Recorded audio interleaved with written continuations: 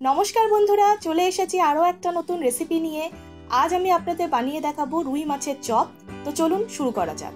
প্রথমে আমরা এখানে 4 পিস রুই মাছের পেটিকে সেদ্ধ করে কাটা ছাড়িয়ে হাত দিয়ে হালকা মেখে রেখেছি। এরপর কড়াইয়ে 4 চামচ সাদা তেল গরম করব। তেল গরম হয়ে গেলে এখানে দিয়ে দেব একটা মাঝারি সাইজের পেঁয়াজ কুচি, 4-5 কোয়া রসুন কুচি, 1 চা চামচ আদা কুচি, 1 চা চামচ কাঁচা লঙ্কা কুচি। এই সব কিছু দিয়ে খুব ভালোভাবে ভেজে নেব। পেঁয়াজটা লাল লাল হয়ে গেলে এতে দিয়ে দেবো 1 চা চামচ হলুদ গুঁড়ো, 1 চা চামচ জিরে গুঁড়ো, হাফ চা চামচ ধনে গুঁড়ো, 1 চা চামচ কাশ্মীরি লঙ্কা গুঁড়ো, পরিমাণ মতো নুন, 1 চা চামচ চিনি, হাফ চা চামচ বিট নুন আর হাফ চা চামচ চাট মশলা। অল্প অল্প জল দিয়ে 2-3 মিনিট ধরে মশলাটাকে কষিয়ে নিতে হবে। কষানো হয়ে গেলে আমরা দিয়ে দিলাম সেদ্ধ করে রাখা মাছ দিয়ে অল্প মিশিয়ে নেব। হাফ বাটি ব্রেড ক্রাম্বস দিয়ে দেবো। ব্রেড ক্রাম্বস দিলে বাইন্ডিংটা খুব ভালো হয়। এরপর আমরা এতে দিলাম 1 বাটি সেদ্ধ করে রাখা আলু দেওয়ার পরে সমস্ত কিছুকে খুব ভালোভাবে মিশিয়ে নিতে হবে। মিশিয়ে নেওয়ার পর আমরা এর মধ্যে দিয়ে দেব 1 চা চামচ ভাজা মশলা, অর্ধেক পাতিলেবুর রস আর পরিমাণ মতো ধনেপাতা কুচি। ভাজা মশলার মধ্যে আমরা এখানে গোটা ধনে, গোটা জিরে, মৌরি, তেজপাতা, শুকনো লঙ্কা, ছোট এলাচ, লবঙ্গ, দারচিনি এই সব কিছুকে শুকনো খোলায় ভেজে মিক্সিতে গুঁড়ো করে রেখেছি। পুর রেডি। এরপরে আমরা এখানে 2টো ডিমকে ভালো করে ফেটিয়ে নিয়েছি। এরপর এর মধ্যে দিয়ে দেব পরিমাণ মতো নুন, হাফ চা চামচ গোলমরিচ গুঁড়ো আর 1 চা চামচ কর্নফ্লাওয়ার।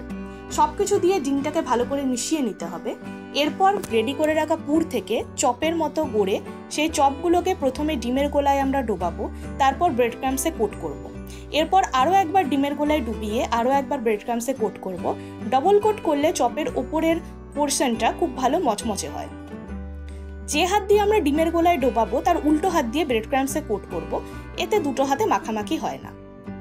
এইভাবে সমস্ত চপগুলো খুব ভালো করে আমরা একটা একটা করে গড়ে নেব। গড়ে নিয়ে নেওয়ার পর আমরা রেডি করে রাখা চপগুলোকে 5 থেকে 10 মিনিট মতো ডিপ ফ্রিজে সেট হতে দেবো। এতে খুব ভালো মতো ভাজা হয় এবং ভাজার পরে অনেকক্ষণ পর্যন্ত চপগুলো মচমচে থাকে।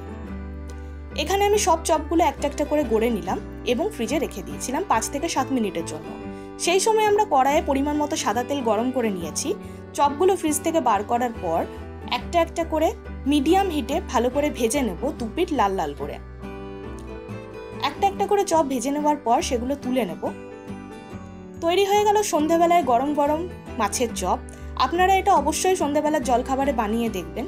আমার ভিডিওটা ভালো লাগলে একটু লাইক করে দেবেন, চ্যানেলটাকে সাবস্ক্রাইব করে দেবেন আর এইরকম আরও নতুন নতুন ভিডিও দেখতে চাইলে পাশে থাকা বেল আইকনটি ক্লিক করবেন। সকলে ভালো থাকবেন।